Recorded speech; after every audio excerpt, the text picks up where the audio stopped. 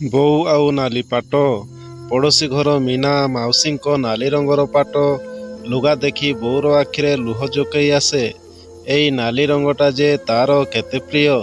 ବୋଉ ବାହା ହୋଇ ଆସିଲା ବେଳେ ତା ବାପ ଘରୁ କାଳେ ଠିକ୍ ସେଇମିତି ନାଲି ରଙ୍ଗର ପାଟଟା ଆଣିଥିଲା।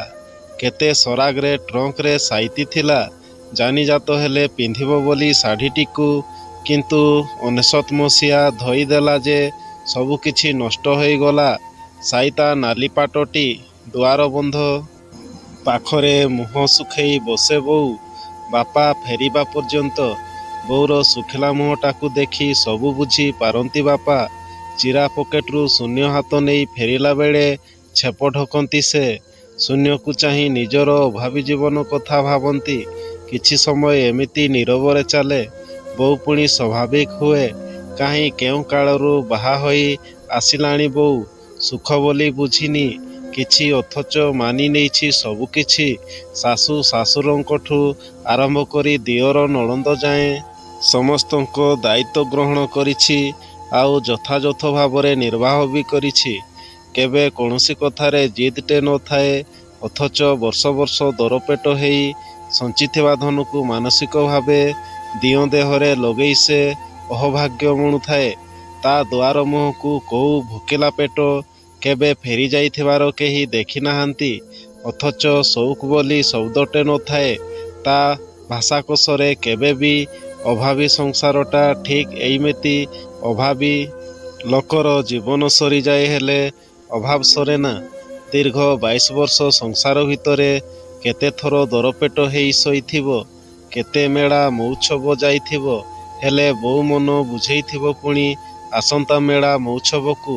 ମେଳାରେ ବିଭିନ୍ନ ନାଲି ରଙ୍ଗର ପାଟ ସବୁ ନିରୀଖେଇ ଦେଖୁଥିବ। ସେ ନାଲି ରଙ୍ଗର ପାଟ ପ୍ରତି ତାର କାହିଁ କେଜାଣି ଅହେତୁକ ଲୋଭ। ମେଳା ଜାଗାରେ ମେଳା ଚାଲିଥିବ। କିନ୍ତୁ ତା ମନ ଥିବ ସେଇଠି କିଣିବା ପାଇଁ। ହାତରେ ଧରିବ। ହେଲେ ଠିକ୍ ଦାମ ଶୁଣିଦେବା ମାତ୍ରେ ଛେପ ଢକିବ। ରଙ୍ଗ ପସନ୍ଦ ହେଉନି କହି ବାଟ କାଟି ନେବ। ଘରକୁ ଫେରି ମନ କଥା ମନରେ ମାରୁଥିବ। ପୁଣି ରହିଯାଇଥିବା ଚିରାଫଟା ଲୁଗା ସବୁ ଏକାଠି କରିବ। ଆଖିରେ ଦିଶୁନଥିବ ତଥାପି ଛୁଞ୍ଚିରେ ସୂତା ଭର୍ତ୍ତି କରି ସିଲାଉଥିବ। ବାପାଙ୍କ ଜାମା, ଆମ ଜାମା, ଆଉ ଶେଷରେ ତାର ଦୁଇଁ ଯାଇଥିବା ଶାଢ଼ୀ ଆଉ ବ୍ଲାଉଜମାନଙ୍କୁ। ତା ଚିରା ପଣତ ଫାଙ୍କରେ ସେ ଦେଖିପାରେ ଜହ୍ନକୁ। ଖୁବ୍ ଖୁସି ହୁଏ ସେ। ଗୁଣୁ ଗୁଣୁ ହେଇ ଗାଏ କୋଉ ମାନ୍ଧାତା ଅମଳର ଗୀତ। ହଜିଯାଏ କିଛି ସମୟ ସେଇଠି। ବାପା ଯେବେ ଯେବେ ସାହସ ଓ ଟଙ୍କା ଜୁଟାଇ ବୋଉକୁ ଲୁଗା କିଣିବାକୁ କହନ୍ତି ବୋଉ ହସେ ଆଉ କହେ, ମୋ ଟ୍ରଙ୍କ ସହ ଗଦା ଗଦା ଲୁଗା। ଆଉ ଲୁଗା ପୁଣି କ'ଣ କରିବି? ତା ଛଡ଼ା ଅମୁ ଆମର ବଡ଼ ହେଇ ଗଲେ କେତେ ରକମର ଶାଢ଼ୀ ଆଣି ଗଦେଇ ଦବ ଯେ ଜାଗା ନଥିବ ସାଇତିବାକୁ। ଏତକ ଏକା ନିଶ୍ୱାସରେ କହି ସାରି ଝରି ପଡ଼ୁଥିବା ଲୁହ ସବୁକୁ ସାତଶିଆଁ ଲୁଗାକାନିରେ ପୋଛି ପକାଏ ବୋଉ। ଦୀର୍ଘଶ୍ୱାସ ଛାଡ଼ି ଥକା ମାରି ବସି ପଡ଼ନ୍ତି ବାପା। ଏବେ ଯେବେ ଯେବେ ବର୍ଷା ହୁଏ ମୋର ରୁମର ଝରକା ଖୋଲି ଦେଖେ ହଷ୍ଟେଲ ପାଖ ଗାର୍ଡେନର ଘାସ ଗାଲିଚା ଉପରେ ନାଲି ରଙ୍ଗର ପାଟ ପିନ୍ଧି ସଜେଇ ହେଇଥିବା ସାଧବ ବୋହୂ ପୋକଙ୍କୁ। ଭାରି ସୁନ୍ଦର ଦିଶନ୍ତି ସେମାନେ। ମନେ ପଡ଼େ ବୋଉ ଆଉ ତାର ପ୍ରିୟ ନାଲି ରଙ୍ଗର ପାଟ ଶାଢ଼ୀ କଥା। ବୋଉ ପିନ୍ଧୁଥିବା ଦେହଲୁଚା 9 ହାତ ଶାଢ଼ୀର ପ୍ରତ୍ୟେକ ତନ୍ତୁରେ ବୁଣି ହେଇଥିବା ତାର ସଂଘର୍ଷର କାହାଣୀକୁ ଏକ ବିଡ଼ମ୍ବିତ ଉପନ୍ୟାସ କୁହାଯାଇପାରେ। କେବଳ ଆଜିକାଲି ବୋଉର ଦେହ ଆଉ ଭଲ ରହୁନି।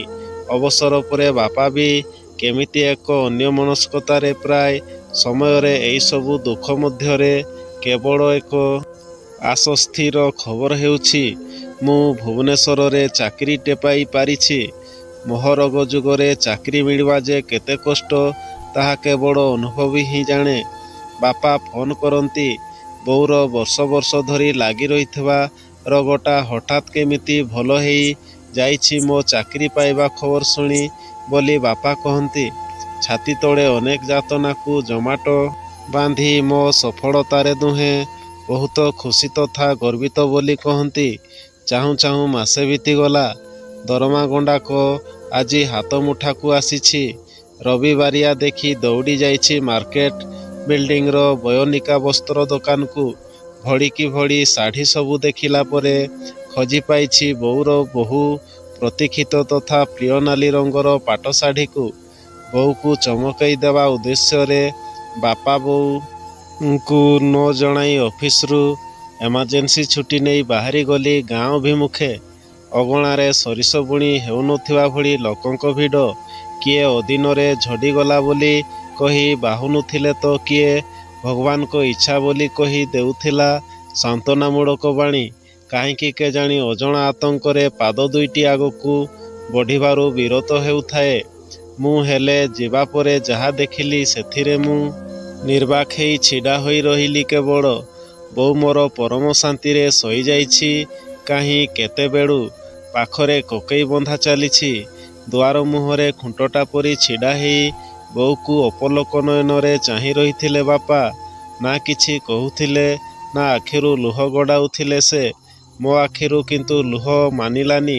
ବୁଝିପାରୁ ନଥାଏ କ'ଣ ସବୁ ଚାଲିଛି ମୋ ଚତୁଃପାର୍ଶ୍ୱରେ। ଯେମିତି ଗୋଟେ ଉଲ୍କାପିଣ୍ଡ ପୃଥିବୀ ପୃଷ୍ଠରେ କଚାଡ଼ ହେଇ ପଡ଼ିଛି। ଆଉ ସବୁଆଡ଼େ ଖେଳି ଯାଇଛି ଆର୍ତ୍ତ କୋଳାହଳ। ମୋ ସହରଟା ଏବେ ପୁରା ଅନ୍ଧାର। ବହୁତ କିଛି ଭାବି ଚାଲିଥିଲି ଆଉ ଅନୁଭବି ଚାଲିଥିଲି ପ୍ରକାଶ୍ୟରେ ଆଉ କିଛି ଅପ୍ରକାଶ୍ୟରେ। ଠିକ୍ କକେଇ ଉଠିଲା ବେଳେ ମୁଁ ପ୍ରକୃତିସ୍ଥ ହେଲି। ଆଖିରୁ ଲୁହ ପୋଛିଲା ବେଳେ ମନେ ପଡ଼ିଲା ବୋଉ ପାଇଁ ସରାଗରେ କିଣି ଆଣିଥିବା ନାଲି ରଙ୍ଗର ପାଟ ଶାଢ଼ୀ କଥା। ବ୍ୟାଗରୁ କାଢ଼ି ସଯତ୍ନେ ପିନ୍ଧାଇ ଦେଲି ତା ସ୍ୱପ୍ନର ପାଟ ଶାଢ଼ୀଟିକୁ। ଆଉ ତାକୁ ଶେଷଥର ପାଇଁ ପ୍ରଣାମ କଲି। ସିନ୍ଦୂର ଶଙ୍ଖାରେ ଶୋଭିତ ବୋଉ ମୋର ନାଲି ପାଟ ଶାଢ଼ୀଟିକୁ ପିନ୍ଧିଲା ପରେ ଜୀବନ୍ତ ପ୍ରତିମା ପରି ଦିଶିଲା ସିନା, ହେଲେ ଦେହରେ ଜୀବନ ନଥିଲା ଆଉ।